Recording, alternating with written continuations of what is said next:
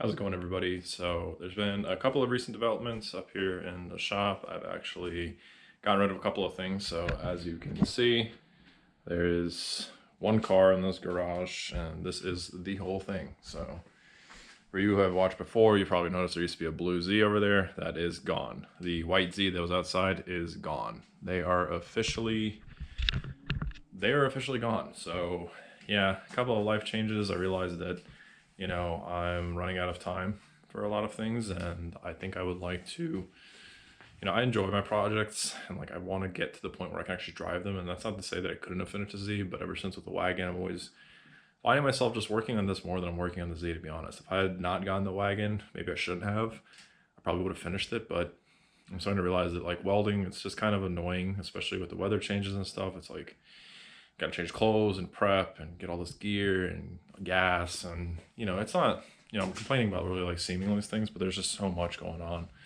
And I've just reached the point in my life where like, I'm working full time too on top of this, and like kind of want to get a seat that's at least doesn't need body work, but I really like the mechanical aspect of things, which is ironic because if you look at this right now, I actually have plans to paint this because there's a sneak peek here. I have a new bumper, I've already test fitted it and everything.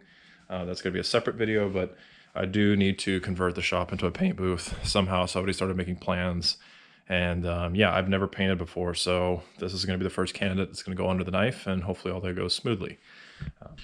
That being said, that's not what this video is about. This video is actually about the mirror. So one of the big things that I told myself with the wagon, at least, is once I finish all the mechanical work, and like, I mean, almost everything mechanically is perfect now, I'm going to start doing the cosmetic stuff. And so stuff I've done on off camera is I've gone ahead and fixed, I still need to clip all this back in, but I fixed the switches. I had an issue where this one wasn't going down. It was just a bad switch. I've actually changed all the bulbs and all the like accessory area so everything lights up. Just very minor stuff. But you'll notice here in the mirror, I don't know if this is picking up, there's like this like crusty glue stuff that's coming out. Yeah, and so I don't know if someone tried to glue it or it's just physically leaking out of this mirror. And I mean, it doesn't look too bad. I think you could potentially clear this crusty stuff out. I really don't know where this is coming from though. And this mirror would probably be okay. It's just a simple mechanical mirror. Just flip it to dim it. Very easy. And so I figured I'd change that because I don't know, we'll do a refresh, right? And so I was looking it up, and there's actually a guy who I'll link in the description below who converts like R129 mirrors, like more modern mirrors, into the W124s, W201s, and so on, so they can fit. And so basically, from my understanding, what he does is he takes the internals of a new mirror and then converts it so that the mount fits the W124 style. And so this mirror has auto dimming in it, so we'll have to run a power wire, and that will tap from the sunroof itself. So I'll go through that process.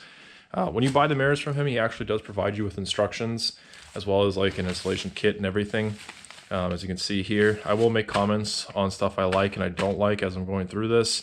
But we're gonna, he does share that, those videos and stuff when you buy the mirror, so that's his intellectual property. I don't have any plans on sharing any of that, but it doesn't keep me from doing my own thing and kind of walking you guys through it. So that's what we're gonna do. That being said, this is the auto dimming version, and it does have a garage door. So this is the HomeLink, Mercedes HomeLink. So for garage door opening, there is a version where you can get the compass, and then you can do like auto dimming only or whatever variants, but I'll leave the link down below in the description. I'll kind of do a summary once I install all this and see how I feel about it, but overall everything looks really great to me. So that's what this video is going to be centered about, is just replacing this mirror. It should be fairly simple. And so with that, we're just going to go ahead and start diving into it and taking off this. All right, so we need to remove the old mirror. Apparently you just yank it. And sure enough, that was it. So it looks like the only thing holding it is just the spring. And then when you press it in, that spring compresses. And that's it. So that was easy. We've got 3 Phillips heads to remove. So let's go ahead and get that out of there. Okay, so the next thing we want to do is we want to remove our sunroof control panel here, because we need to tap in for 12 volts. And so what I'm going to do is just kind of fold that out of the way. And we're just going to get a plastic pry. And I don't remember where the clips are. I think if you pry it from the back, oh, they're on the sides. Okay. Yep, there we go. Gentle here. try to see the plug.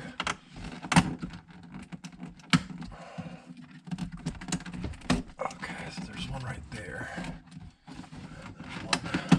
There we go. Alright, so we've got two plugs here. We've got one for our light, and we've got one for our sunroof. Also got the fresh air hose right here, so let me get you guys up here with me. Okay, so we've got two plugs here. We've got one plug leading for our sunroof control. We've got one plug and a hose. This actually is where your fresh air vent is. So right out here in the passenger side compartment, there's a little blower fan that runs, and that basically pulls air from the cabin. So that goes there. We want to tap into our sunroof power, so we're gonna have to get our, let's see, so we're gonna have to get our voltmeter, tap into the back of this. So these plugs I really like on Mercedes because you can open them from the back. And so what we'll end up doing is I'm actually going to solder the new wire that's supposed to go to our auto dimming mirror rather than doing what is provided, and I'll explain why I do that, and we'll make it a little more OEM factory looking. So we can go ahead and unplug this. I don't know if I can do this with one hand, but maybe I can. There we go. And so we'll go ahead and probe this to see where our constant 12 volt is, because we need a constant 12 volt power source for this. Now I believe this also powers the seatbelt light, so we'll see if that's true here in a second. I have to close the door. Okay, so I pressed the door switch, and no, it's not powering on, so this is probably what powers it. So we get the voltmeter hooked up, and we'll get that plugged in and see where we have a constant 12. Alright, so this is a little hard to do with one hand, but you can see we got 12 volts here. That is in pin position, let's see, 1, 2, hard to see, in pin position 4 for me, and there's a ground right up in here. And so I've got that just tapped up, and this is only 12 volt live when the ignition is on, which is fine. I think some people suggest that you have your auto dim on the 12 volt hot at all times, but I don't see the point in that. It's just gonna be a battery drain in my opinion. And also I was wrong, you can see the seatbelt light is flashing, so it's definitely coming from this side, but that will work for us. That's what we need. I just need a 12 volt hot with the ignition on while the car is running. There's no point for me to run 12 volts or have it auto dimming because the electricity is required for the auto dimmer to work. I mean, I don't see the point of having it auto dim when I'm not in the car. It's just going to be another battery draw. I don't think it's a large battery draw, but it's a little pointless. So now that we know it's position 4, we can take this back off. So we'll get a pick, and I'll show you how to do that. And then we'll pull that specific pin out, and then we'll start planning how we're going to solder everything, and then figure out how we're going to run our wires through the back here. Okay, so to pry this open, you can just get a flathead like this. I'll show you how easy it is. You can just pry that. There we go. And it should just open like a door. And then you got to be careful if you don't want them to fall out on you. But you can see there's your wires. And so position 4 was this wire right here, which looks to be a black and white. And normally the ignition is off, and we verified that this is not constant hot if ignition is not provided. So what we'll do is we'll pull that to the side for now, put our cap back on, and then there's our black and yellow wire right here. And so we don't have to worry about this grounding out, the shorting, because it's only live when the ignition's on, and as you can see our ignition is off. So let me go ahead and get some wiring, and we don't need a lot of wiring because we just need to run from here out to that front hole there. And so I'll go get that prepped up and get my soldering tools ready, and we'll be almost done. Okay, so in the kit that's provided here is the, I think it's Too Fast Motorsports with a P and an H. So it's Rick Johnson, I believe. That's the person who makes the mirrors. There you go. He does provide you with a fuse, which is nice, and basically the plug for the mirror here. And then you've got these connections that go into, I believe these are called like wire taps or whatever. And so I'll be honest with you, I don't like these, because what they do is, if you look in here, you kind of got this like metal like blade, and then when it comes down here, it actually kind of like slices into the wire. And so it like strips the insulation kind of just to touch those copper contacts, and then that's what provides the connection. I'm not a fan of that, to be honest with you. You know, other people may say otherwise, but whatever. I don't like it because usually what happens is it exposes the insulation on the wire. And once it's exposed like that, it can corrode or other things. Usually because this is the interior of the car, I don't think you're really gonna run into a lot of corrosion issues. Again, I don't necessarily think there's anything wrong with this, but I'm just not a fan of this, but basically I think the way that he's provided it is you would basically snip into that wire. You would also have to find yourself the ground wire out of those pins, and then basically we're still gonna have to do that ourselves here. That's one thing I forgot. I might even use the ground on the chassis instead of pinning it with one of the ground pins on the sunroof control, but we'll see. But basically you would slice into those two wires, you connect these ends into those wires, feed this through, and then this goes into your mirror, and then it would be a matter of just installing the mirror, and that's it. Like, it's a very easy job, but I like to make myself things difficult for me, so what I'm gonna do, and I also like to keep it a little more factory, is I'm gonna go, like I said, get the soldering iron. I'll show you, we're actually just gonna use the existing pin that exists there, heat it up, and then we'll basically pull our new wire through, both for the ground and the power, and then from there it's literally the same thing. All right, so since we're gonna be soldering these wires, we don't need these ends. So I'm just gonna go ahead and snip these two ends off. And we still need the fuse, right? So we don't, there we go. Strip that end, and strip that end. Give it the old twisteroo, so that'll be our ground. That'll be our positive. I will say, one thing I don't like is running the fuse in, like, because like, if your mirror stops working, then you have to change the fuse, which is up inside the, you know, the whole canopy of the car. But for now, I'm just gonna let it rock like this. I'm not a fan of that, but normally I would run a whole thing to the fuse box, but I get it. Like, this is such an easy way to install it, and plus I don't see the fuse blowing on a mirror that often. If it is, you definitely wired something wrong. But again, it's just me being extra. I just like things being more close to OEM, but for this one I'm gonna let it slide because I don't feel like running an entire wire from the A-pillar down all the way to the factory fuse box. Okay, so the idea of what I want to do here is, you can see this wire is actually soldered. These are the factory W124 pins. It's actually a pretty easy design. If you can kind of see that bump here, all it is the solder is contained in the back half of this pin, and usually this pin is empty, and so you push the wire through, like from the back here to the front, and then you add solder, get it heated up, and boom, you're done.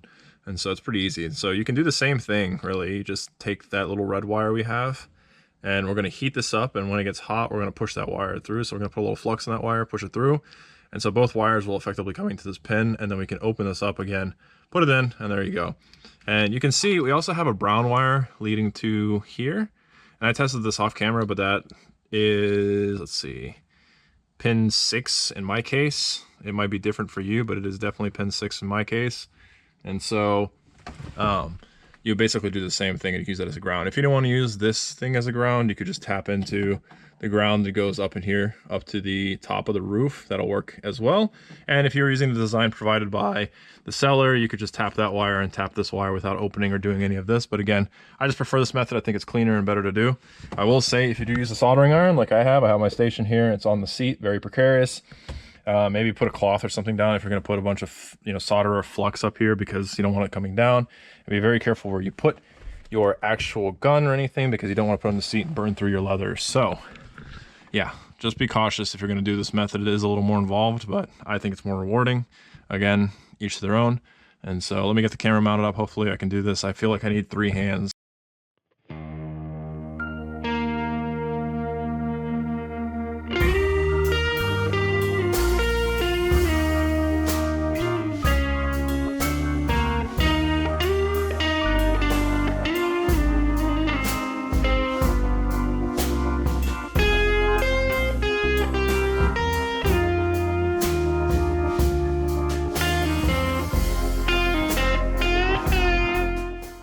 So what I've done is, you saw that fell off, that end piece. Once it fell off, it's completely hollow through. And so I just put the wires through. Gonna get a little bit of flux on there, a little bit of solder. And just go ahead and melt that in.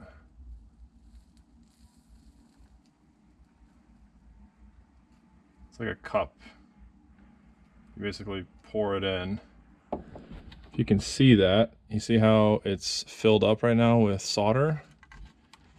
And you see how it is? Like, the wire's kind of poking through the end there, that's fine. But basically, earlier when I got that hot, the solder just kind of blew out and the wire, it fell off the end. Like, this end cap fell off. It's hot, I don't want to touch it with my finger. Basically, you take both wires, just thread it through that empty hole. When I get the ground one out, I'll try to show you what it looks like empty.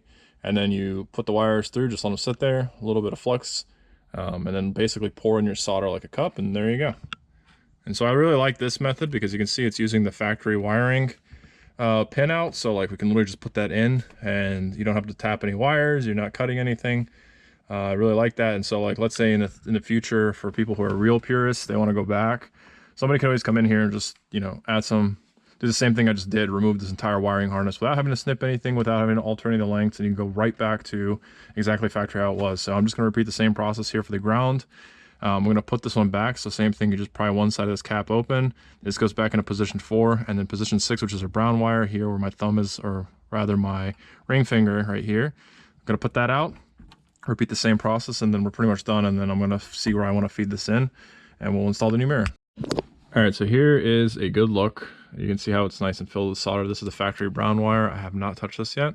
Again, I'm just going to heat this up with the soldering iron. This cap will just fall off, or you can pull it off. If you have an extra helper, this is even easier. And then we'll get the black wire trimmed to whatever length we need it to be. Basically try to match the same length as this brown wire. And then we'll feed them through, feed it with solder, and that's it. And I have a towel below me, so that's pretty important. When you're heating this up, you definitely want a towel underneath. So we'll get this hot.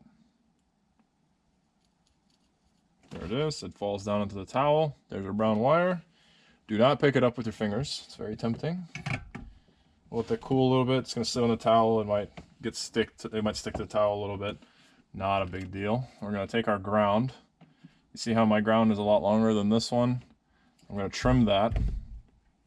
Trim my wire back to be about the same length, because we don't want it poking through.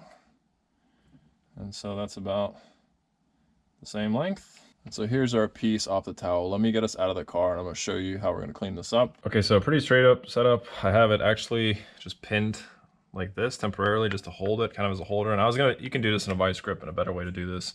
But this is a lot easier and faster to do, or you could just replace this pin entirely. They're pretty cheap, you can buy them. But you need a little bit of solder wick, obviously the solder iron, and a way to hold it. And I'm just going to get this hot. I'll show you here in a second. Put the solder wick on it and get that old solder out of there, because I just want this to be clear. And you don't have to do this. You can also just leave the existing solder. If I got a helper or something, it's easier for me to clean the solder out so that I can push both wires through and then put fresh solder in there. But if you have a helper, you could just have somebody pushing the wires on it, and then you can heat it up, push it through, and then the existing solder, just add a little more if you need to, and you're done. So there's many ways you could do this, right? So, you know, do whatever's easier for you. This just works for me. And hopefully this solder wick will start picking it up. Yep, there it is. Just wicking it up. See how that wicked up? And we're almost clean. I'd like to wick just a little bit more out of there, so cut this off. There we go. So we'll do the same thing. We'll just go ahead and heat it, stick our solder wick there on the end. Be patient. And it's kind of cool to watch it wick out. Hopefully the camera's catching that. And there we go. It's almost done wicking. And we can leave a little bit in there. It doesn't have to be perfect. And so hopefully, I was almost going to pick that up with my fingers. Hopefully the camera can pick this up. You see how it's hollow through there right there? Right there. So it's not hollow obviously here, but it's hollow through there. That's where those two wires go through. And then you can see the cut from the top here now that it's empty. And I don't think it wants to focus. I'm sorry guys. Can I get it to focus? Nope, doesn't want to focus. But anyway, this is hollow up here like a cup. So you push your wires through here, kind of like if you've ever done sewing, like a sewing needle. And then once they're sitting in there, we'll just fill the solder from the top and you're done. Very easy. So this part can be a little precarious because both wires are kind of just sitting up in there, but we're gonna try to basically pour it in the top here. I got a little bit of flux in there, so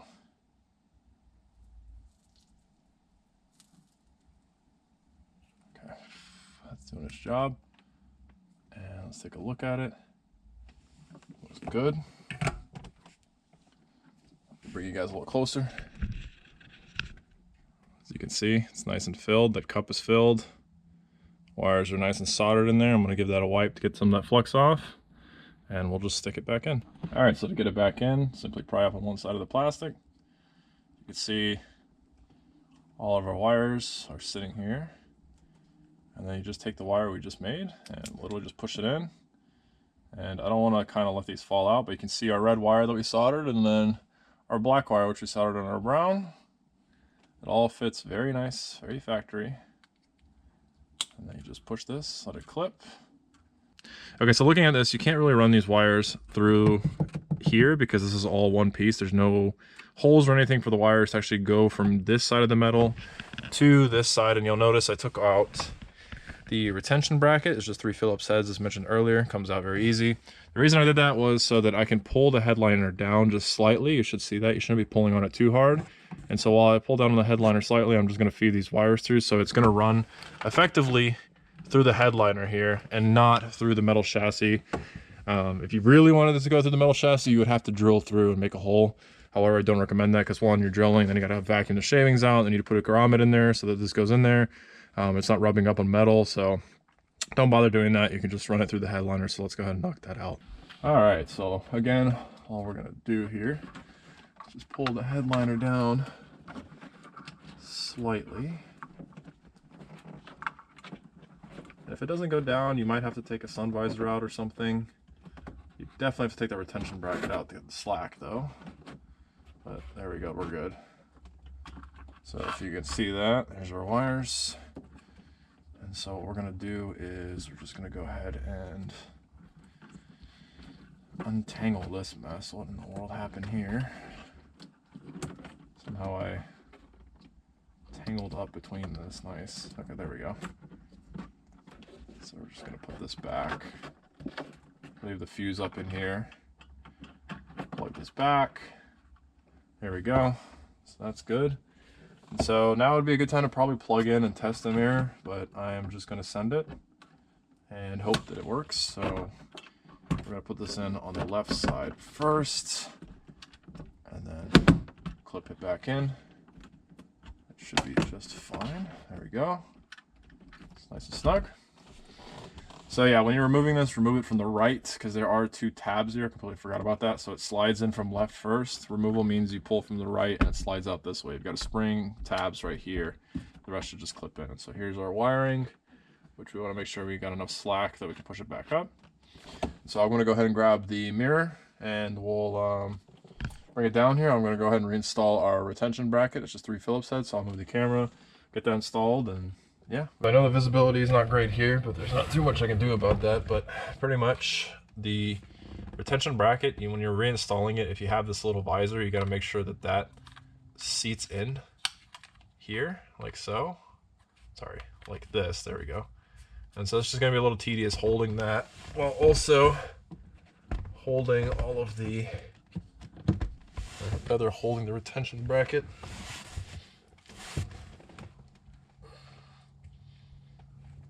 If you have friends, this is definitely easier to do with friends. I mean, worst case, you can always just get tape and tape it in. And these screws are pretty fine threads, so be careful. You know, don't force anything if it's not lining up. Take it back, like right now, it's not lining up at all. There we go. And we're just gonna go ahead and snug that all the way so we have one holding this. So, 2 more Phillips heads. I haven't tightened it quite all the way yet because I might need to shimmy it. There we go. And the last one.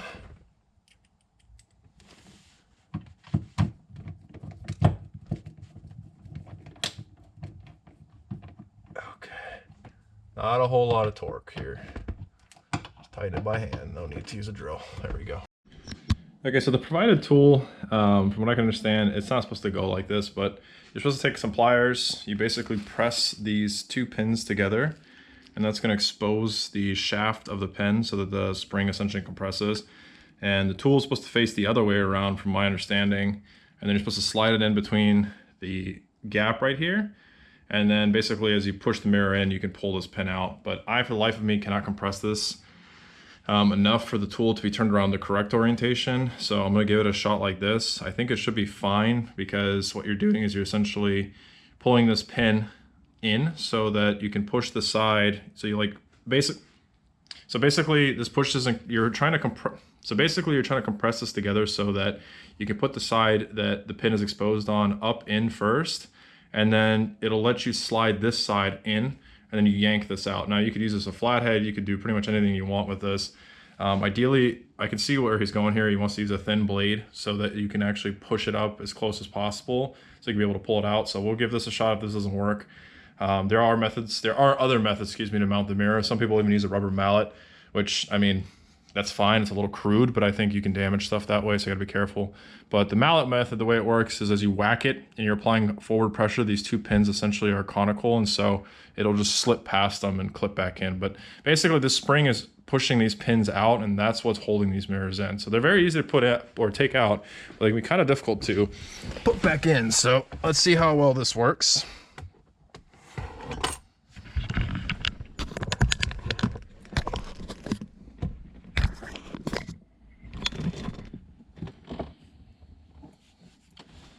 All right, so we're gonna go ahead and plug this back in. There we go. Make sure that's good first.